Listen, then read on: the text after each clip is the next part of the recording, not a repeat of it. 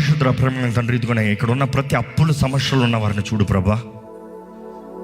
ఆర్థిక సహాయం లేక కుటుంబాన్ని పోషించలేని పరిస్థితుల్లో, జీవితంలో ముందుకెళ్ళలేని పరిస్థితుల్లో, నూతనంగా ఏది తలంచలేని భయాలతో ఇదిగోనయ్యా తెలిసి చేశారో, అజ్ఞానంలో చేశారో, ప్లానింగ్తో చేశారో, లేకపోతే నష్టమును బట్టి చేశారో, ఎట్టి వలన అప్పులు కలిగి ఉన్నాయని నువ్వు ఎరుగున్న దేవుడు అయ్యా. కానీ నీ బిడ్డలు ఇచ్చేవారికి ఉంటారు కానీ పుచ్చుకునే వారికి ఉంటారు కదా ప్రభా. ఇదిగోనయ్యా ఈ 2025 వారి జీవితంలో ఉన్న అప్పులన్నీ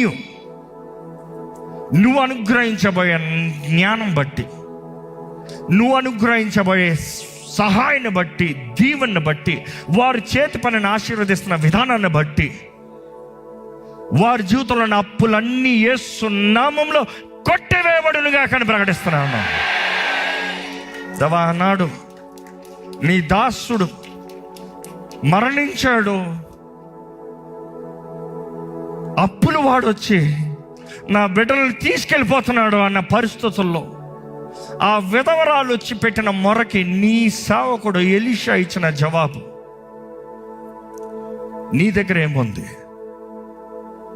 ఇదిగో ప్రభా, ఈరోజు నీ సన్నిధిలో ఉన్న వారి చేతుల్లో ఏముందో నువ్వు ఎరుగున్నావు. వారు ఏదైతే ఉందో నీ సన్నిధి